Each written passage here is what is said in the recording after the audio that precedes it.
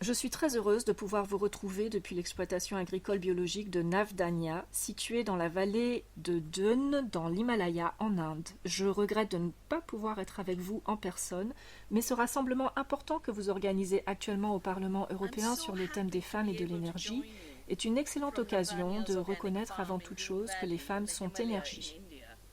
Dans ma langue, le sanskrit, Shakti est le mot que nous utilisons pour désigner les femmes.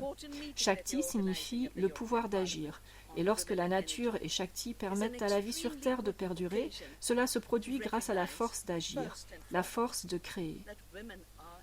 Nous devons reconnaître le pouvoir des femmes chez les femmes. C'est la raison pour laquelle je ne suis pas d'accord avec l'expression « renforçons le pouvoir des femmes ».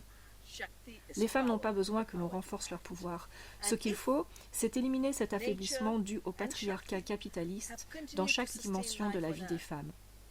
L'autre chose que nous devons reconnaître, c'est que la vie, c'est de l'énergie. L'agriculture, c'est de l'énergie. Tout ce riz magnifique. 740 variétés qui poussent sur l'exploitation de Navdanya. Tout ce riz produit de l'énergie. La nourriture est énergie. La nourriture nous permet d'exister. L'exploitation agricole industrielle, comme mon livre Soil Not Oil, en français le sol et non pas le pétrole, l'a démontré, est responsable d'environ 50% de tous les effets de serre, car elle utilise de l'énergie basée sur des combustibles fossiles. Voici le premier aspect du problème. Et le deuxième aspect, c'est qu'elle opère de façon très inefficace. Elle utilise 10 kilocalories d'énergie externe pour la production d'une kilocalorie de nourriture. Tandis que par les systèmes écologiques, on peut utiliser 1 kilocalorie d'énergie pour produire 10 kilocalories de nourriture. Nous devons redéfinir la productivité et l'efficacité par rapport à la façon dont nous utilisons nos systèmes énergétiques pour produire de la nourriture. L'engrais à base de nitrogène est très inefficace.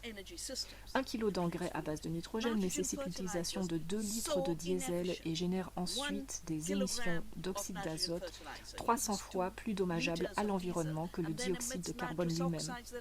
Les légumineuses, les cultures permettant la régulation de la quantité de nitrogène peuvent nous offrir une protéine de bonne qualité pour la santé tout en fournissant à nos sols du nitrogène gratuitement. L'agriculture écologique représente une excellente solution en réponse à la crise climatique. L'énergie de nos systèmes alimentaires doit représenter un point d'attention important. Très souvent, elle se retrouve complètement exclue des discussions concernant l'énergie. Et enfin, lors de ces discussions ayant trait à l'énergie, nous ne devons pas nous contenter de chercher des sources alternatives aux systèmes d'énergie fossile qui ont été construits au cours des 200 dernières années et qui ont bouleversé la façon dont nous pensons en termes de production et en termes de consommation. L'énergie renouvelable est extrêmement importante, mais l'énergie renouvelable tient compte du caractère renouvelable du vivant sur la Terre. La photosynthèse, au cœur de chaque petit bout de plante, dans nos gazons, dans nos forêts, pour réparer le cycle du carbone, toute chose peut faire l'objet d'une réduction d'émissions.